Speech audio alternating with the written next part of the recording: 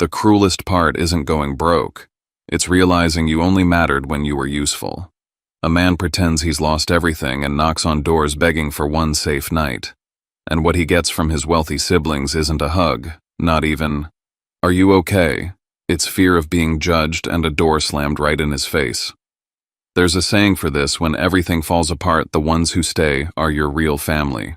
So when their kindness only shows up after they learn there's still a $100 million check on the table, what's the right move? Cut them off to protect your dignity, or make them pay the price of real change over time? Before we dive into today's story, let us know where you're tuning in from.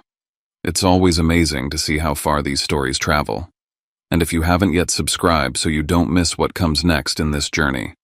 Now, let's listen to him from the heart. The February air in Austin had that dry, cutting bite that slipped under every layer, the kind of cold that didn't feel dramatic until it settled in your bones and refused to leave.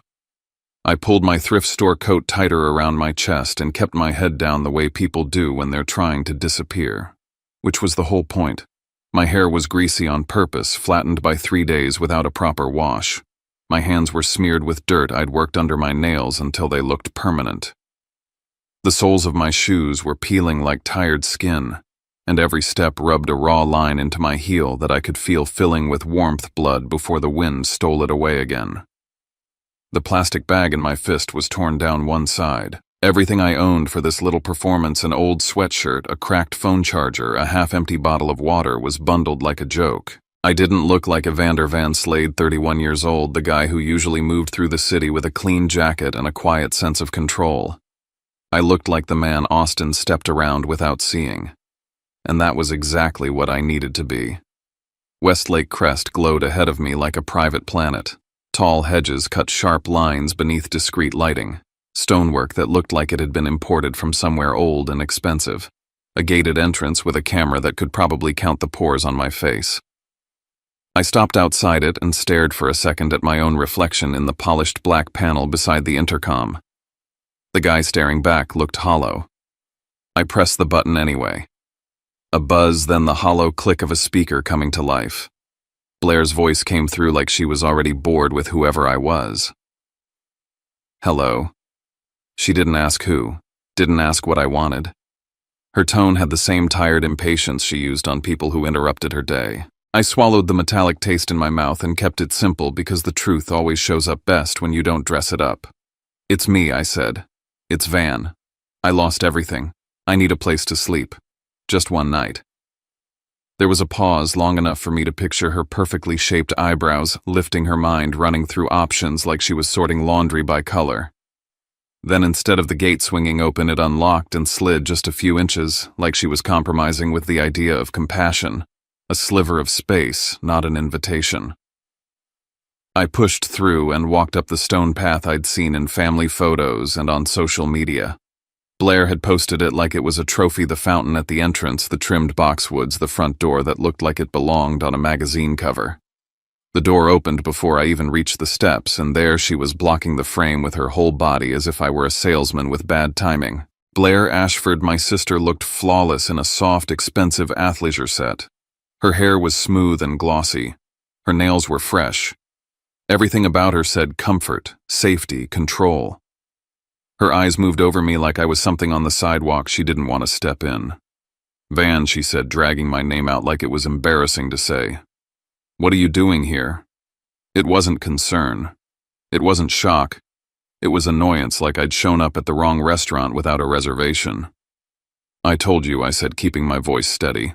"I lost everything. The accounts, the assets gone. I've been on the street. I just need one night. I'll sleep anywhere. Garage. Laundry room. I don't care." Her gaze flicked past me over my shoulder toward the neighboring driveways, toward the quiet street, toward the invisible audience she was always managing. That single glance hit harder than the wind. "Van, this is not a good time," she said, lowering her voice. "I have people coming tonight. Important people. And you know the HOA here is insane. If anyone sees your brother," I asked before I could stop myself. She tightened her jaw like I'd insulted her.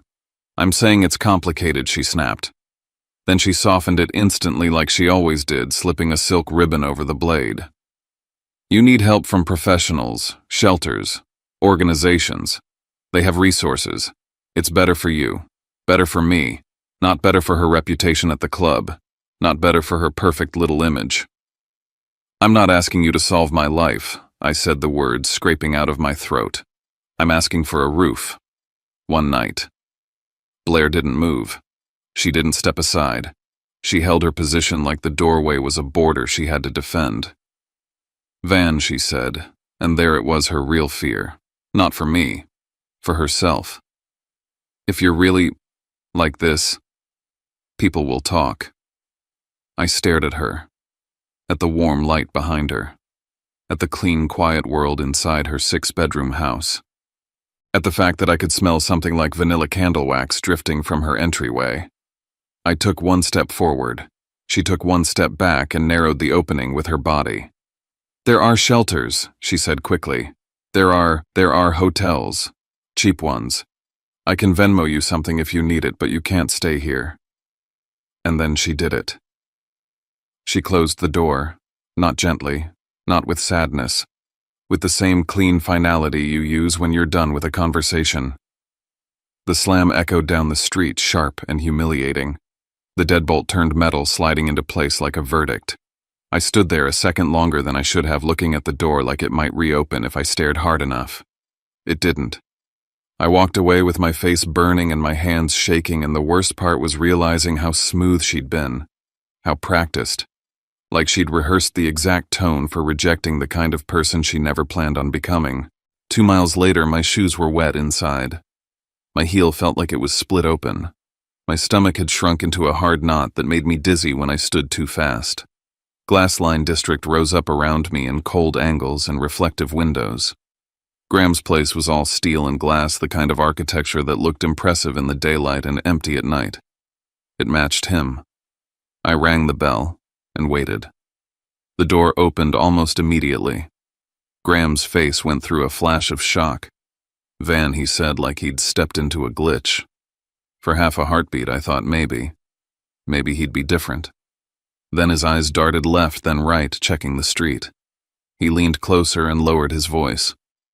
Get in. Quickly. He pulled me into the foyer and shut the door behind me like he was hiding evidence. Then he stopped. He didn't usher me deeper into the house. He didn't offer water. He stood in front of me with his arms crossed, leaving a careful distance between us like poverty could rub off. What happened to you, he asked. I gave him the same line I'd given Blair. Simple. Brutal. I lost everything. I need a place to sleep. One night. Graham's face tightened, not with grief, but with calculation. I watched it happen in real time. The mental math, the risk assessment, the list of consequences. He exhaled like I'd handed him a problem he didn't have time for. Van, I can't have this, he said. I have a professional image, patience, people who talk. If anyone finds out my brother is showing up like this, as if I'd chosen it. Are you serious? I asked, and my voice came out raw. I'm asking for one night. He reached into his pocket and pulled out a sleek wallet, expensive leather, the kind you buy because it signals something. He peeled out a couple bills and held them toward me without stepping closer. Here, he said, 50. Go get a cheap motel room, shower, eat something. When you're presentable, we'll talk. The bills hovered between us like a wall. I stared at the money. $50. That was what my brother's discomfort cost. I didn't take it right away. I looked at his face instead, searching for the kid who used to beg me to come to his soccer games, the one who used to crawl into my bed during thunderstorms. I searched for anything that looked like shame. Nothing. Graham, I said quietly, do you even hear yourself? His jaw clenched. Don't do this. Don't do what I snapped.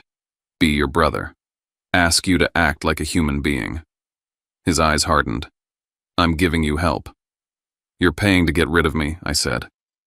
For a fraction of a second, something flickered, irritation maybe, or guilt. Then it vanished under the same polished armor he wore everywhere. I have limits, he said flatly, and I have to be up early. I can't deal with this right now.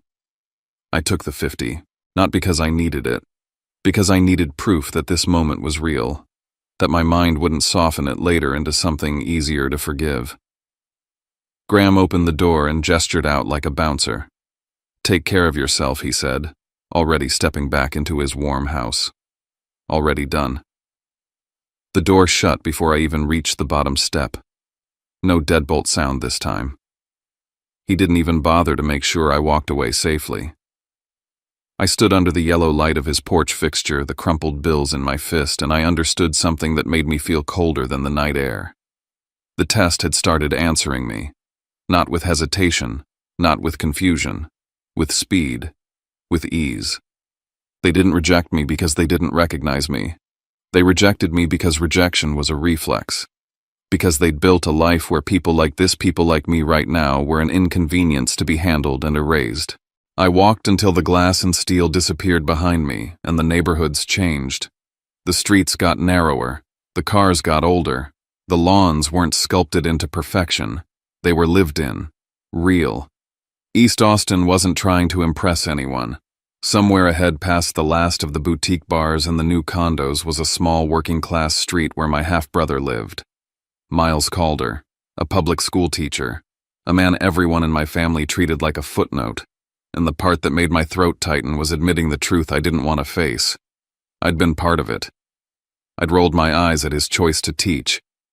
I'd smiled politely when Blair joked about his salary. I'd let Graham's condescension float across dinner tables without shutting it down the way I should have. I'd told myself I was keeping the peace. All I'd really done was teach them that cruelty had no consequences. The wind pushed against my back, urging me forward. My bag tore a little more. My shoes stuck to the sidewalk with each step. I stared at the dark line of houses ahead and felt something twist in my chest, fear that had nothing to do with the cold. Because there was one door left. And if Miles closed it too, then I wasn't just going to lose my faith in my family. I was going to lose it in myself. But the truth, the thing I hadn't let myself say out loud yet, was that this wasn't only about finding out who would shelter me. 3 weeks earlier, I'd found something in our family's books that didn't make sense. A small irregularity, a signature that didn't match, a transfer that had my name on it but didn't feel like mine. Blair and Graham had been hungry lately, not for food, for control. And this brutal little test, it wasn't just a way to see their hearts. It was a way to drag them into the light. 3 weeks earlier, I was on the 23rd floor of my building looking down at Austin like it belonged to someone else. At night, the city lights made everything look clean, forgivable, like mistakes couldn't survive in all that glow. My office was quiet enough that I could hear the hum of the HVAC, the faint buzz of the refrigerator behind the bar, the click of my own pen against a legal pad I wasn't actually writing on. I'd been sitting there too long staring at numbers that should have been boring. They weren't. Because numbers don't lie. They just reveal what people hope you won't notice. My phone buzzed on the desk. Blair. I didn't answer right away. I watched it ring until it stopped. Then she texted like she always did, short, confident, like I was a service she paid for. Need 85,000. Kitchen remodel went over. HOA board is coming through next month. Call me. $85,000. For a kitchen. Before I could even process the anger rising in my throat, the phone buzzed again. Graham. Van, he said when I answered, not even bothering with hello. I've got an opportunity. It's time sensitive. I need 75, maybe 90 if you can swing it. I'll pay it back. He always said that part like it made it cleaner. Pay it back, I repeated, staring at the skyline. Yeah, he said quickly. It's a deal with a friend. It's solid. I just need you to move fast. What is it? I asked. A pause. Then a vague answer dressed up in confidence. It's complicated. I'll explain later. But you know I wouldn't bring you anything that wasn't worth it. I ended the call without agreeing to anything which felt like pulling my hand out of a trap. Then a few minutes later, the phone buzzed again. Miles. Hey, he said, and his voice alone sounded like a different family. Just checking in. You've been working a lot. You eating, sleeping. I leaned back in my chair and stared at the ceiling for a second, embarrassed by the sting behind my eyes. "I'm fine," I said. "Okay," he replied gently. "Just wanted you to know I'm here. No request, no urgency, no number attached to the conversation." When the call ended, I sat there with the quiet around me and felt something inside shift, something ugly and undeniable. Two siblings who only reached for me when they wanted money. One half-brother who reached for me because I was a person. I opened a folder on my computer labeled Family, an understatement like calling a hurricane weather. Inside were statements, transfers, trust distributions, records from years of me solving problems with my signature. I'd told myself I was being a good brother, a responsible one, the one who kept things running after our father died and left more money than he left guidance. What I'd really become was a walking ATM with a pulse. I remembered the early days after Dad was gone when Blair cried in my kitchen and swore she'd never ask for anything again. When Graham promised he was going to build something real and just needed one push. I remembered myself saying yes too quickly because I didn't want to be the cold one. I didn't want to be the brother everyone whispered about at family gatherings, the one who forgot where he came from. So I paid. I covered. I smoothed things over. And little by little, without realizing it, I taught them a lesson. That love came with a wire transfer. That family meant rescue. That if they wanted something, all they had to do was call my name. I rubbed my eyes and looked down at the most recent report. A list of disbursements. A clean set of numbers that should have matched my memory. One line didn't. It wasn't huge in the grand scheme.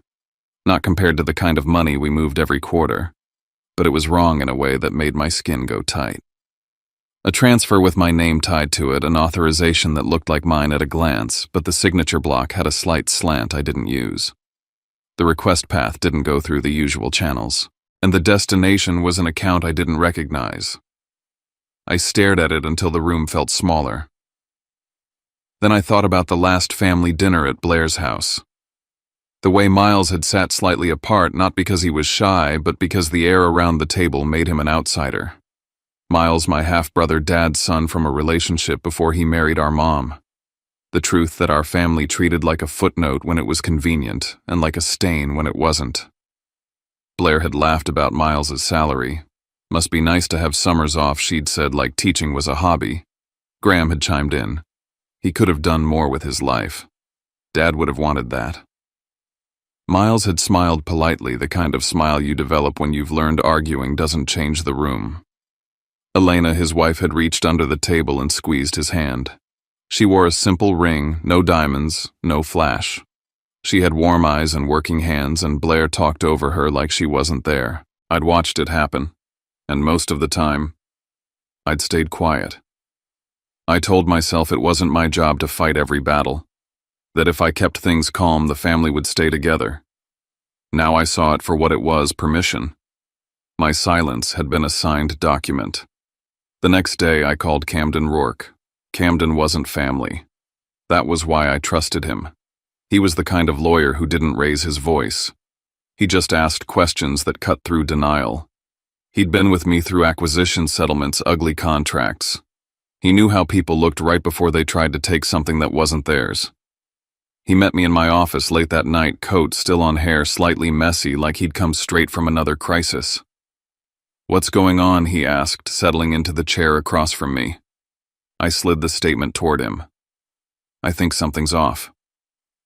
Camden studied it without reacting, but his eyes sharpened. "This signature isn't you," he said after a minute. "I know." He tapped the page once. "This could be clerical. It could be a mistake. It could be Blair," I said. Then, after a beat, "or Graham." Camden didn't flinch at the names. He just looked at me like he was measuring the weight of what I was about to do. "What do you want to do?" he asked. I didn't answer immediately. Because the truth was, what I wanted to do was kick down doors. Demand confessions. Make them afraid. But fear didn't change people. It just made them better liars. "I want to know who they are when there's nothing in it for them," I said finally. Camden's brow creased. I leaned forward. I'm going to disappear. His eyes narrowed. No. I'm going to pretend I lost everything. I continued, my voice steady even as my stomach rolled. I'm going to show up at their doors looking broke and desperate. I'm going to ask for shelter. One night. No warning. No time to rehearse. Camden stared at me like I'd just confessed a crime. That's not a legal strategy, he said. That's a psychological landmine. It's the only way to see the truth, I replied. It's dangerous, he shot back. You're not invincible. You could get hurt out there. You could get arrested. You could get sick. And if your siblings realize you're gone, that's part of it, I said. Camden's voice went colder. If Blair and Graham are doing what you suspect, your absence gives them room. They can try to formalize control. They can file paperwork. They can move fast while you're out playing homeless. The word playing made something sharp twist in my chest because I knew he was right. Then we set safeguards, I said. Camden exhaled hard through his nose. What safeguards? I want security watching from a distance, I said. No mesh, no intervening unless I'm in real danger. And I want you ready in the morning with something they can't talk their way out of. Camden studied me. What does that mean? It means proof, I said. Documents. Authority. A consequence big enough to stop them from treating this like a misunderstanding. Camden's eyes held mine. You're asking me to be part of a stunt. I'm asking you to help me see the truth before it kills what's left of this family, I said. He was quiet a long moment, then nodded once reluctantly like a man stepping into a storm because his client was already walking into it alone. All right, he said. If you do this, you do it with a burner phone. You call me if anything goes sideways. I'll have a car nearby. Security will keep eyes on you. And in the morning, I'll be there. I hesitated because there was one more truth I wasn't giving him. I didn't tell Camden that a week earlier I'd seen another transaction, one that brushed the edge of a trust account tied to my name. Something subtle, easy to miss, the kind of move someone made when they thought no one was watching. I didn't tell him because I wasn't sure yet. Because if I said it out loud, it became real. Because part of me still wanted to believe Blair and Graham were just selfish, not predatory. But deep down, I knew. And that was why the test needed to be real enough to hurt. So I did it. I stripped my life down to a plastic bag and a dirty coat. I stepped out of my condo and into the cold like I was stepping out of a lie. I walked the city until my feet blistered. I let people look through me. The first night I slept at the bus station because it was bright enough to feel safer and crowded enough to disappear. The air smelled like old coffee and bleach and desperation. A man shouted at a wall for an hour. A teenager cried into his hoodie with his back against a vending machine. Near dawn, an older woman slid down beside me on the bench, her face lined in a way that told the story before her mouth ever opened. You got kids, she asked. Yeah, I said. She let out a humorless laugh. Mine forgot I exist 5 years ago. I didn't know what to say. She stared straight ahead. You'll learn something out here, she continued, voice flat. People don't ignore the homeless because they hate them. They ignore them because they're terrified it could be them. I thought about that all day. By the third night, the cold had turned from sensation to a kind of numbness that scared me more. My hands shook even when I wasn't afraid. My stomach hurt in a steady, dull way that made food feel like a dream. And still I kept going. Because I needed to know. I needed to know if Blair and Graham loved me as a brother, or only as a resource. I needed to know if Miles, my half-brother, the one I'd failed by staying quiet, would do what they wouldn't. And I needed to know whether the thing I'd found in those financial records was the start of something uglier. Camden had been right. My disappearance was a double trap. I was testing them, and if they were who I feared they were going to test how easy it would be to erase me. That was why, after Blair's door slammed and Graham's $50 handshake ended, I didn't go back to warmth. I headed east, toward the last door, toward Miles Calder's small house in Juniper Flats. And as I walked through the thinning night, one thought kept cycling through my head like a warning siren I couldn't turn off. If Miles opens the door, I'll learn who still has a heart. If he doesn't, Then I'll learn something worse. I'll learn I built a family where love doesn't live anymore. And when I reached the block where his streetlights were dimmer and the houses sat closer together, I slowed down my throat, tight my hand already lifting toward the doorbell. Because now the test wasn't theoretical. Now it was personal. Now it was going to decide what was left of me. Juniper Flats didn't announce itself the way Westlake Crest did. No polished stone walls, no cameras tucked into sleek black panels, no gate that decided who deserved to exist on the other side. It was just a working-class street in East Austin with uneven sidewalks, tired porch lights, and a few cars that looked like they'd been repaired more times than replaced. A wooden fence leaned at the kind of angle you only notice when you've spent your whole life around things that don't lean. Someone had a wind chime on a porch that sounded like it had been there since before the neighborhood started changing. Miles's house sat halfway down the block, small one-story paint, a little faded with a narrow strip of yard out front. The yard wasn't manicured. It was cared for. There were winter-hardy flowers clustered near the steps, and even in the cold, something about them felt stubbornly alive. My hand hovered over the doorbell. I didn't know what scared me more, him turning me away, or him letting me in and proving that I'd been wrong about who the real family was all along. Before I could lose my nerve, I pressed it. Footsteps, quick light. The latch clicked. Elena opened the door first. Her hair was pulled back like she'd been moving all day, even though it was late. She wore a worn sweater and soft pants, the kind of clothes that didn't pretend to be anything. Her face changed the second she saw me, eyes widening, mouth parting, a hand going straight to her chest like her body reacted before her thoughts caught up. Van, she breathed like my name belonged in her house more than I did. And then, without looking over my shoulder, without scanning the street for witnesses, she reached out, gripped my arm with both hands, and pulled me inside. "Oh my God," she said, voice shaking. "What happened to you? You're freezing." Warmth hit me like a wave. Not just heat smell, sound life. A small kitchen light on. A faint scent of soup and laundry detergent. The hum of a cheap heater working overtime. It didn't feel impressive. It felt real. "Elena," I started, but my throat locked up. Words didn't fit right in the doorway after what Blair and Graham had done to me. She was already calling into the house. Miles, get in here now."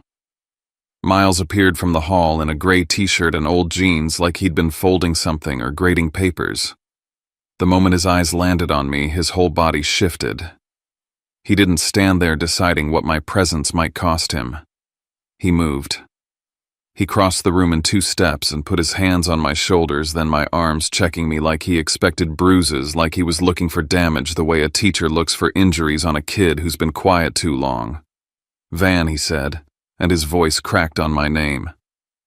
"What the hell, are you okay? Did someone hurt you? Where have you been?"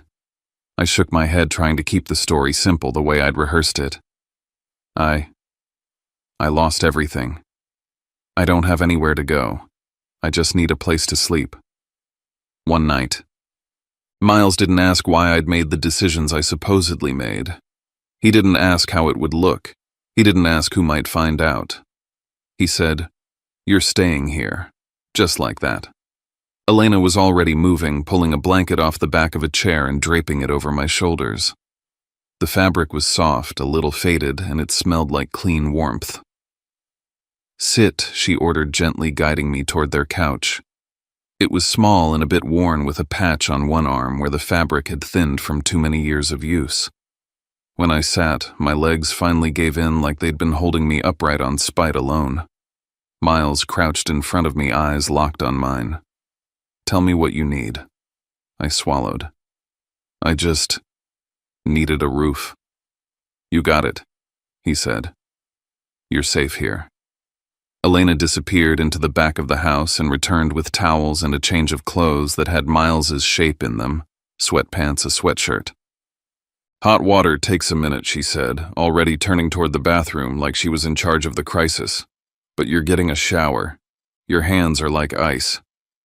I stared at them, at this simple, immediate care, and something inside me buckled. Not because it surprised me that they were kind, because it forced me to remember every time I'd been less kind than this.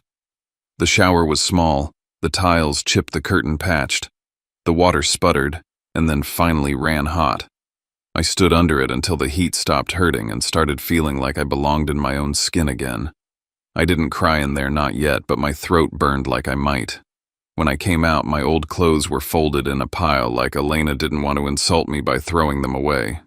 Clean clothes waited on the bed, Miles. The fabric hung loose on me, but it was dry, soft, human.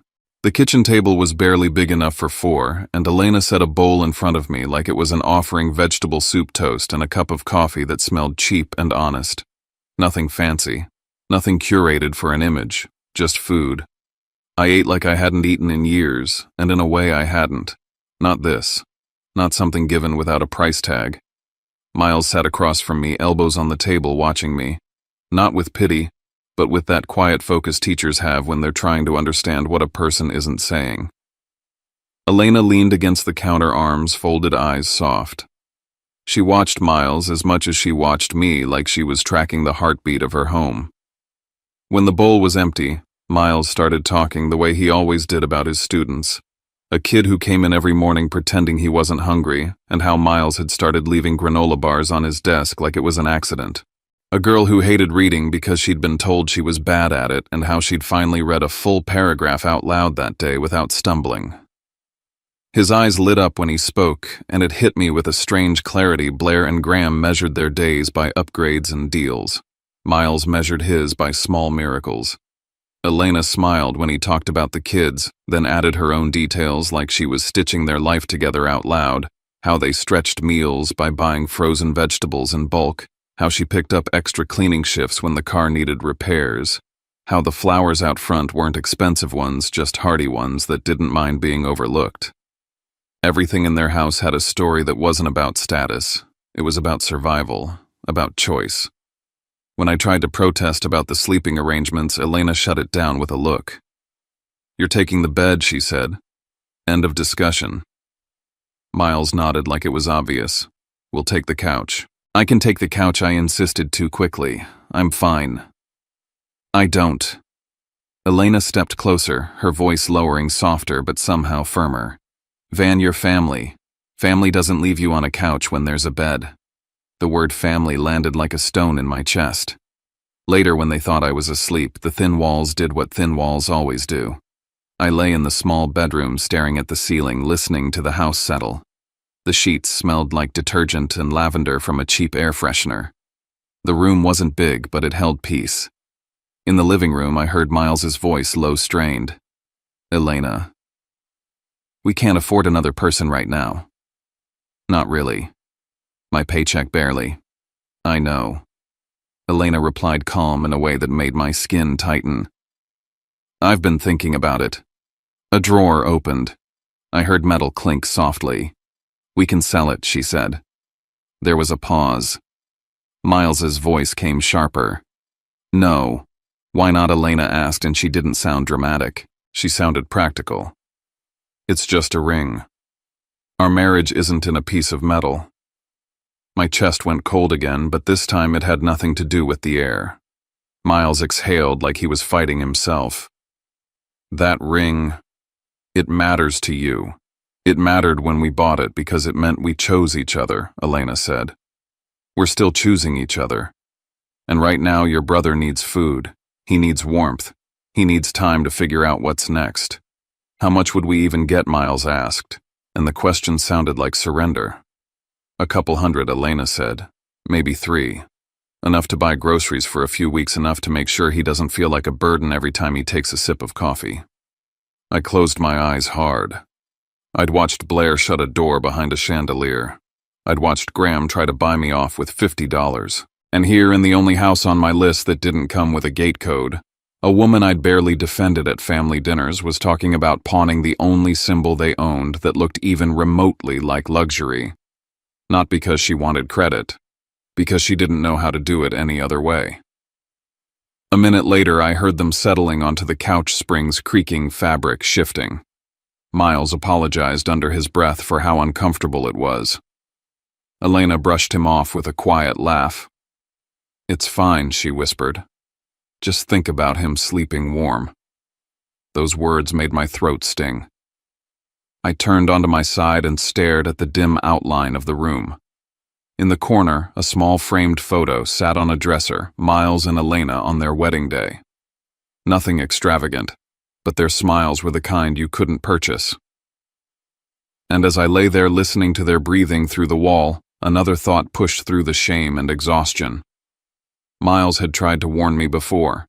It came to me suddenly like a light flicking on in a dark hallway, an email I'd skimmed weeks ago and dismissed because I was busy. A message from Miles with a subject line that felt too cautious to take seriously. You should double-check the paperwork. I'd assumed it was him worrying about something he didn't understand. Miles worrying like he always did. I'd told myself I'd look at it later. Later had turned into this. My hand drifted toward the pocket of my old coat where I'd hidden the burner phone Camden gave me. I didn't pull it out. I didn't need to. I already knew. This house, this little honest house, was going to become something else in the morning. Not just refuge, a courtroom. And the only thing that frightened me more than Blair and Graham seeing the truth was imagining how they'd react when they realized they'd lost control of the story. Because people like them didn't just apologize. They counterattacked. Morning came gray and quiet, the kind of Austin dawn that made everything look softer than it felt. I woke to the smell of cheap coffee and toasted bread.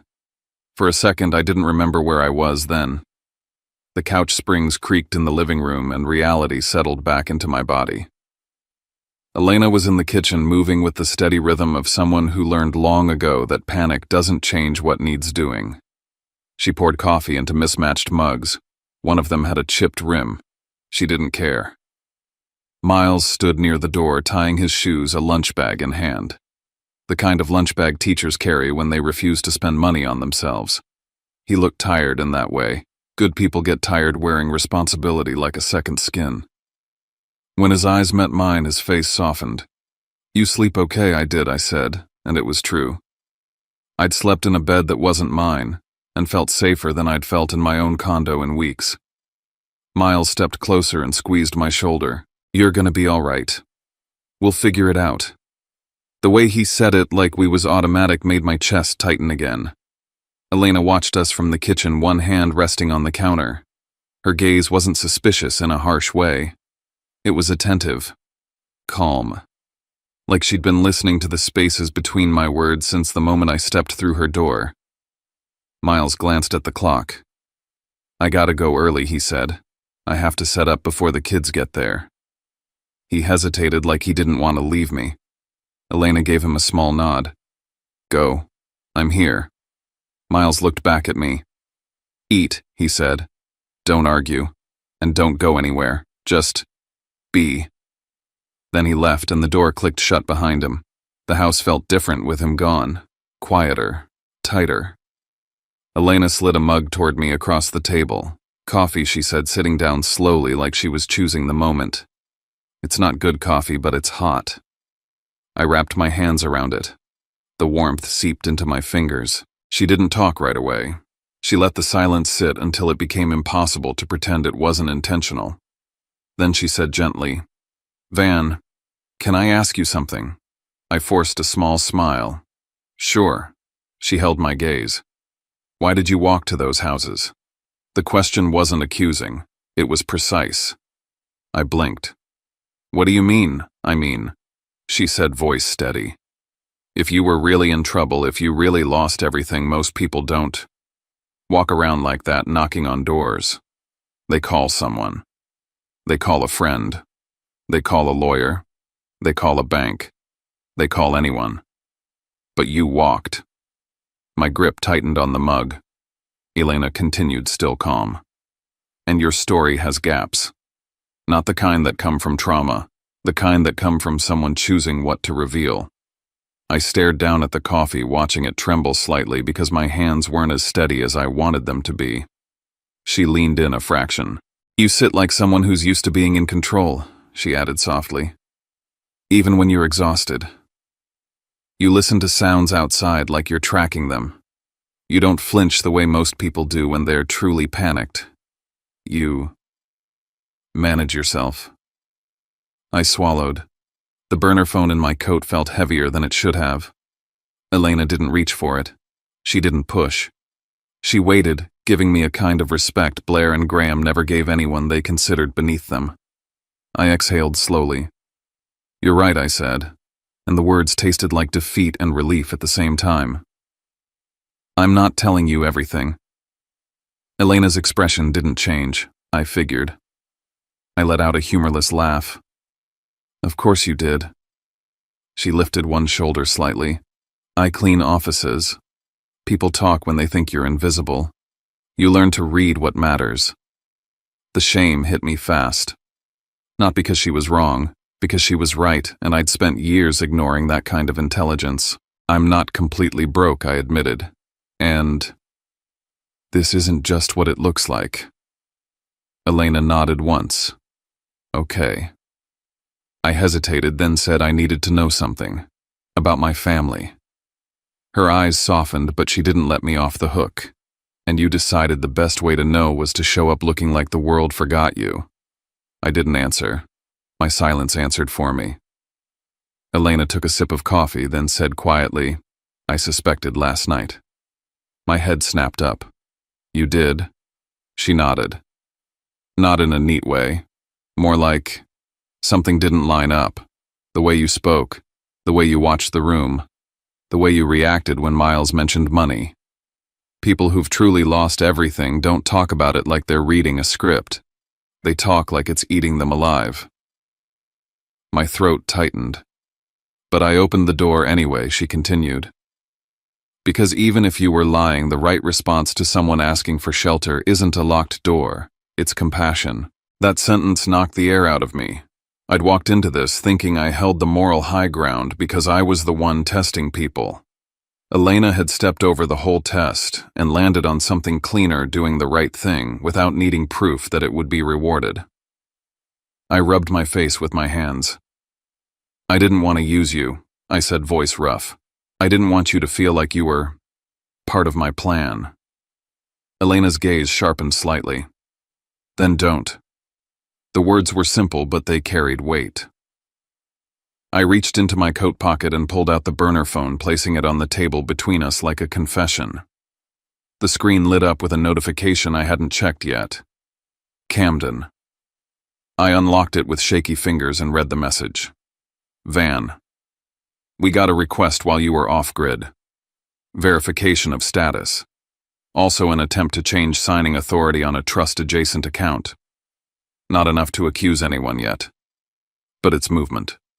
Call me when you can." My stomach turned. Elena watched my face. "What is it?" I stared at the message, the words blurring slightly because the truth was settling in like ice. "They're doing something," I said quietly. "While I'm gone." Elena didn't look surprised. She looked grimly validated. "I heard something once," she said after a moment, voice low, "at a family get-together. Blair was on the patio talking like she thought no one was listening. She mentioned paperwork and authorization, and made a joke about how, if Van is busy or unreachable, someone needs to be able to handle things. My blood went cold. "You didn't tell me that," I said. Elena's eyes held mine. "You didn't exactly make it easy to talk to you." The truth of that stung. I closed my eyes for a second and saw the dinner table again, Blair smirking. Graham smiling like he'd already won something. Miles sitting slightly apart. Elena quiet, watching everything. "How long have you been carrying that?" I asked. Elena exhaled.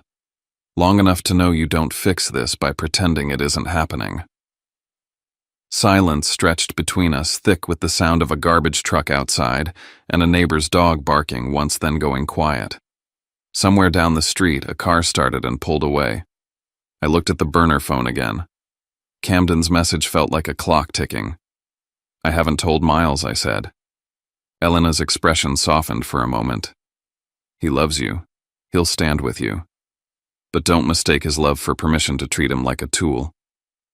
The words hit hard because they were exactly what I deserved to hear. I swallowed. "What do you want from me?" Elena didn't hesitate. "Two things." My chest tightened. First, she said, Don't make decisions that burn everything down just because you're angry. Anger feels clean in the moment. It isn't. It leaves ash everywhere. I stared at her, realizing she was talking about more than my siblings. She was talking about me too, about the part of me that wanted to punish, to erase, to win. And second, she continued, voice firm, you owe Miles more than gratitude. You owe him an apology for every time you stayed quiet while they treated him like he didn't belong. Not a speech. Action. My throat went tight. You want me to say sorry? I want you to mean it, Elena corrected. And I want you to show it. In that moment, the power shifted in a way that felt almost unreal. I had money influence lawyers. And yet in this small kitchen with a chipped mug and cheap coffee, Elena was the one laying down the rules. Because she was right. Because decency was the only currency in this room. I nodded slowly. Okay. Elena's shoulders eased slightly, like she'd been holding tension since the second she opened the door last night. Good. I picked up the burner phone and stood, walking to the small window over the sink. Outside Juniper Flats was waking up people stepping onto porches, a neighbor dragging a trash bin to the curb, sunlight trying to break through gray clouds. This neighborhood didn't hide behind gates.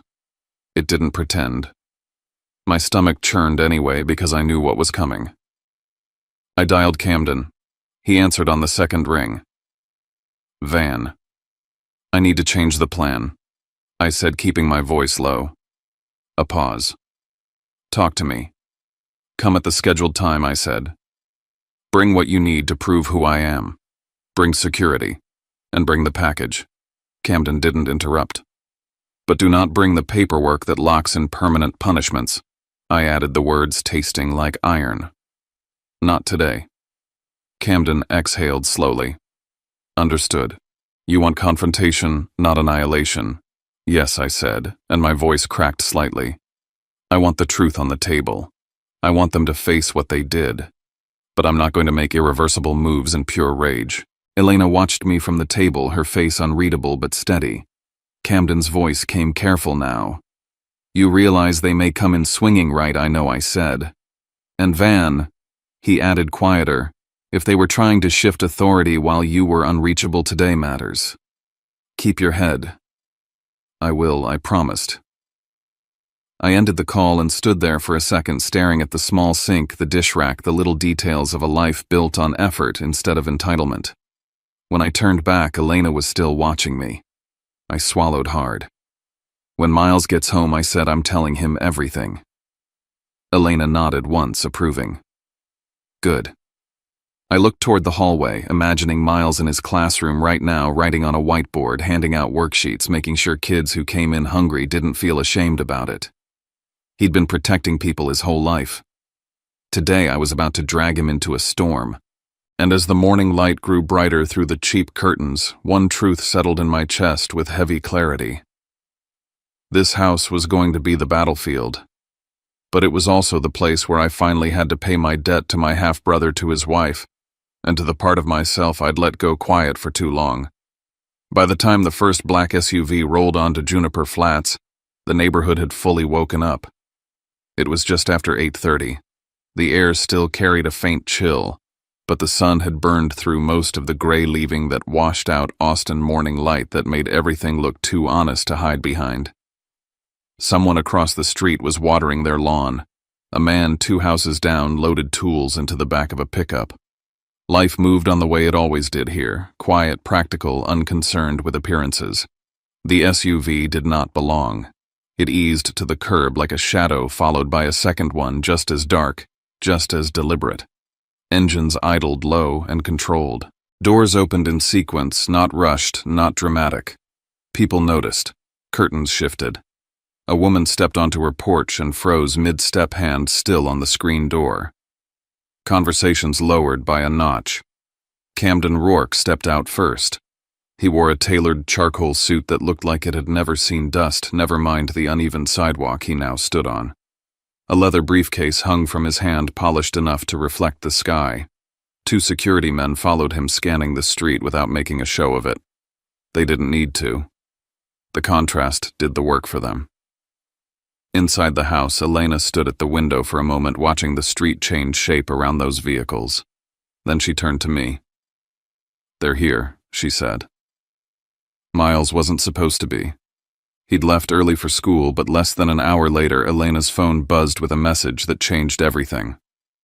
A short call followed. Then the front door opened again and Miles came back in his lunch bag still in his hand, his brow furrowed. "What's going on?" he asked, eyes flicking from Elena to me.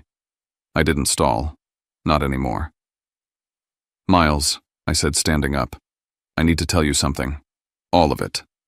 He nodded once. "Okay." The way he said it, steady open, made my stomach tighten more than anger ever could. "I'm not broke," I said. "Not the way I told you. I pretended to be."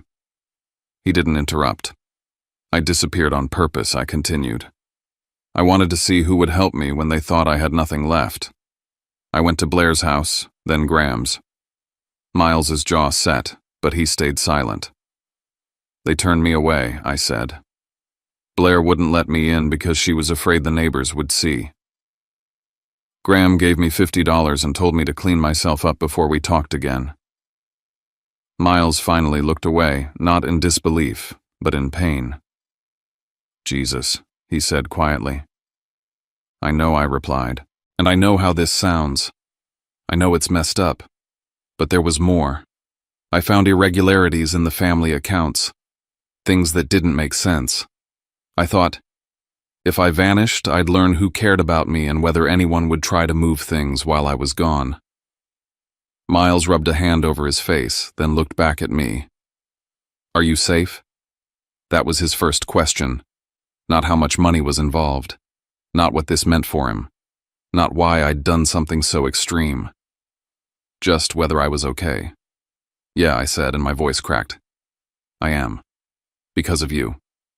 He exhaled slowly and nodded, absorbing it. "You must have been desperate," he said. "Not accusing, just stating a fact." "I was," I admitted. "And I'm sorry, for lying to you, for putting you in this position." He didn't respond right away. He walked to the table, set his lunch bag down, and leaned back against the counter. "Do you remember that message I sent you a few months ago?" he asked. I frowned.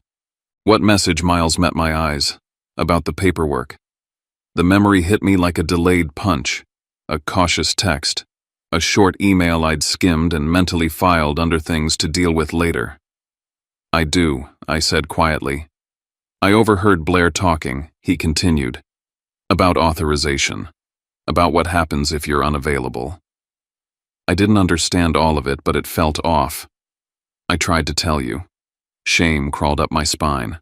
I didn't listen. "No," he said gently. "You didn't."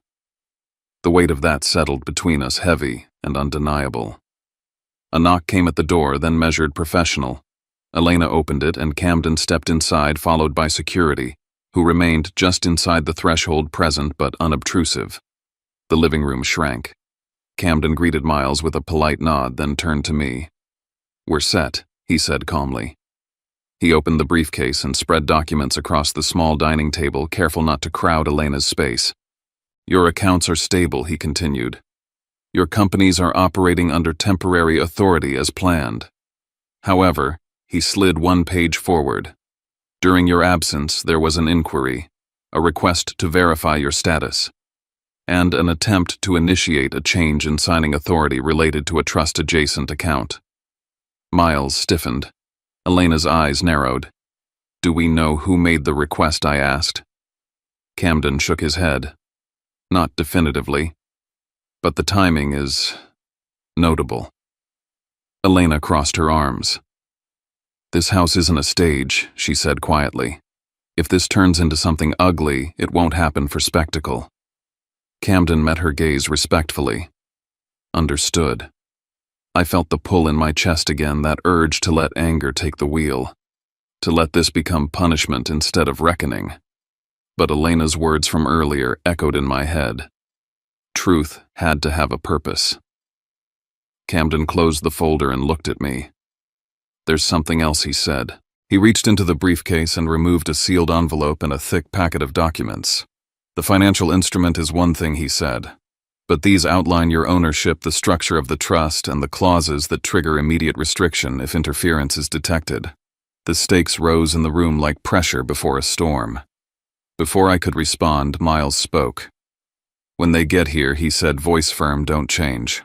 I looked at him. "What, don't dress up," he clarified. "Don't suddenly look like the version of you they respect. Let them see exactly who they turned away." Elena nodded. They should face what they were afraid of. I glanced down at the borrowed clothes, the worn sneakers, the absence of polish.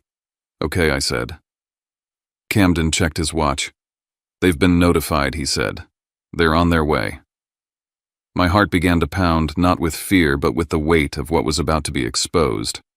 Outside engines approached. At exactly 10 o'clock, the sound of luxury cut through Juniper Flats. A silver Mercedes pulled to the curb, followed closely by a BMW. The street seemed to hold its breath. A neighbor across the way paused mid-conversation. Someone else pretended to adjust a mailbox while watching openly. Blair stepped out, first sunglasses on, posture rigid. Graham followed, irritation written into the set of his jaw. They walked up to the house like they were doing a favor. Blair knocked once, sharp and impatient. Elena opened the door. The moment Blair saw Camden inside, flanked by security, something shifted in her expression.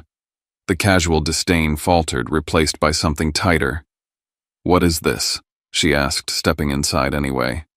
Her eyes swept the room, taking in the smallness, the mismatch of furniture, the lack of anything she could anchor her superiority to. Graham's gaze landed on me. He scoffed. "You're still doing this," he said. "What is this, some kind of stunt?" I didn't stand. I didn't adjust my clothes.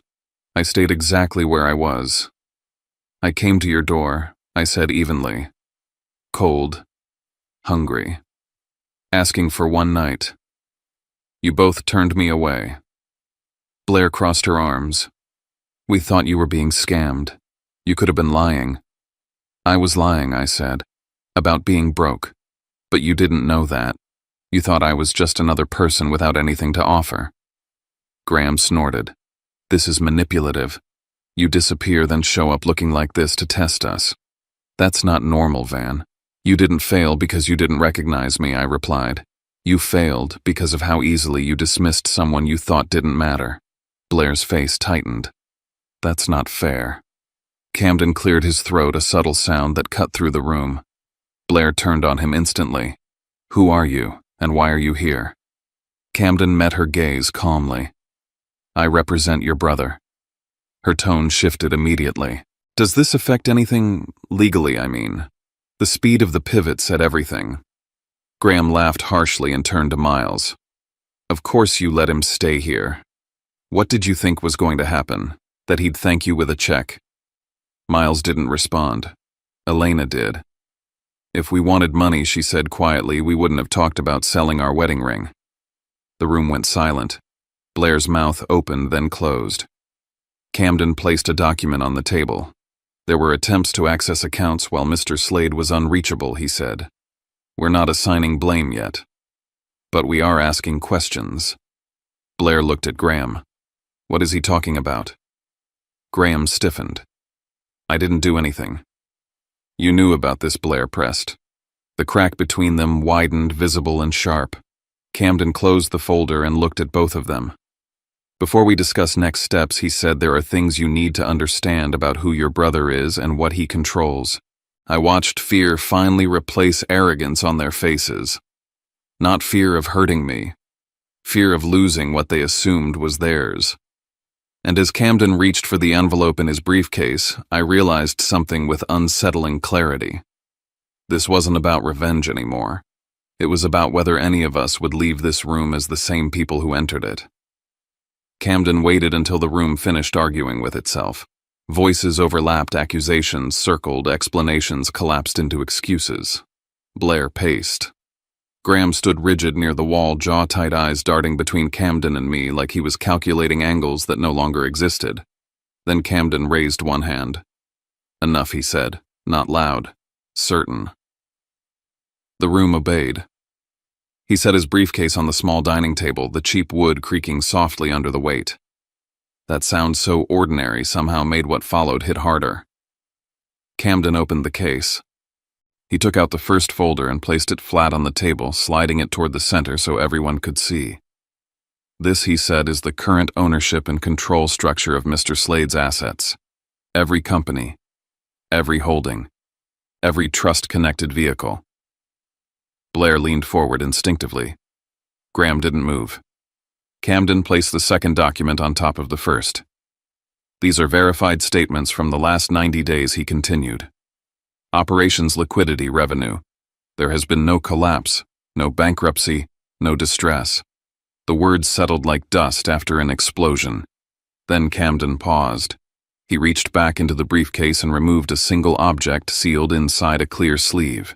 A check, not a copy, not a summary, the real thing. $100 million.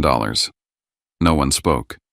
I stayed where I was, still wearing Miles's sweatshirt, still looking like the version of myself they had refused to shelter. I didn't reach for the table. I didn't acknowledge the number. Blair did. Her eyes locked onto the check before she looked at me. Her breathing quickened, shallow and uneven. Graham reacted differently. He stepped closer, voice sharp. This is legitimate, right? This isn't some stunt. Camden met his stare. It is legitimate, and it is only one part of what your brother controls. I watched them carefully then, not as siblings but as case studies. They weren't shaken by the thought of me sleeping in the cold. They were shaken by the confirmation that I never needed to. Camden continued, pulling out one final document. There's an additional provision you should be aware of, a protective clause. In the event of unauthorized attempts to access, verify, or modify control, while Mr. Slade is unavailable, access is frozen and an inquiry is triggered. He tapped a date on the page. The request made during his disappearance falls within that window. The room tightened. Blair turned toward Graham slowly. What did you do? I didn't, he started, then stopped himself too late. I mean, I didn't change anything. Camden's gaze sharpened. Who provided the identifying information for the request? Silence stretched. Not the quiet of innocence, the quiet of exposure. I leaned forward then, not to point at the check, but to say the one thing that mattered more. Last night I said they talked about selling their wedding rings. Everyone looked at me. Miles and Elena, I continued. They were worried about food, about making sure I ate. Elena opened a drawer and laid them out on the table. They knew they'd get a few $100s at best. Elena didn't look embarrassed. She looked steady. If I really were who you thought I was, I asked Blair and Graham, would you have let me freeze so you could keep your image intact? Blair shook her head quickly. I'm sorry, she said. I panicked. I thought it was a scam. Elena spoke calmly, cutting through the performance. You didn't ask if he was hungry. You didn't ask if he was cold. You checked the street. Blair's mouth opened. No words came. Graham turned defensive fast. This is ridiculous. You're making it sound like we're villains. He manipulated us. Miles stood up. He didn't raise his voice. You've spent years acting like my life was a mistake, he said. Like my job made me small.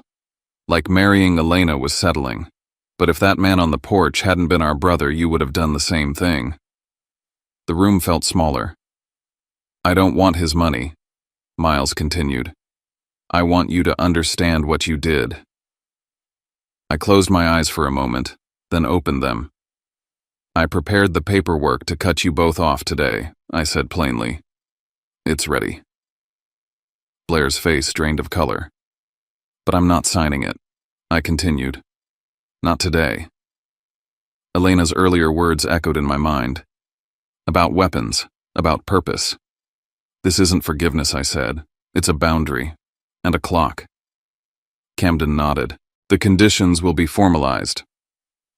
I looked at Blair and Graham one last time. This is the last time I stand in front of you with an open door. By late morning, the street outside Juniper Flats had returned to something resembling normal. The SUVs were gone. The luxury cars pulled away quietly, no doors slammed, no last words shouted. Neighbors drifted back inside. Curiosity faded. Inside the house, the air felt different. Lighter. Raw.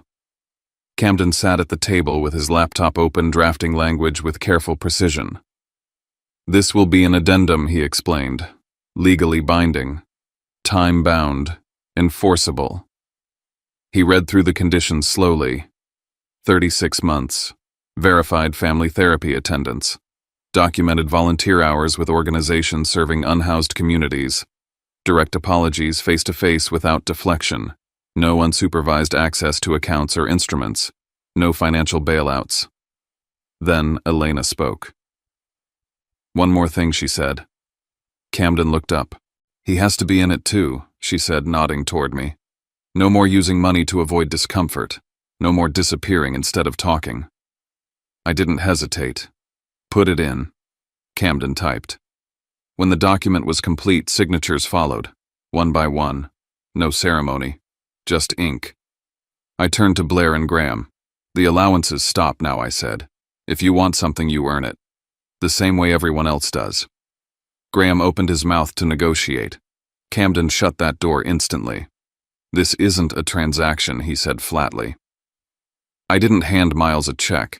Instead, I told him about the house near his school, about the classroom fund, about clearing the debts quietly. "This isn't payment," I said. "It's recognition." Then I faced Elena. "I failed you," I said. "Every time I stayed quiet, every time I let you be diminished. I was wrong." She nodded once. "We'll see," she said. With time. When Camden packed up and left when the paperwork was done and the future uncertain but defined, I sat back down on the same worn sofa where I'd slept. $100 million hadn't saved me. This place had. And for the first time in a long while, I understood what being rich was actually supposed to mean.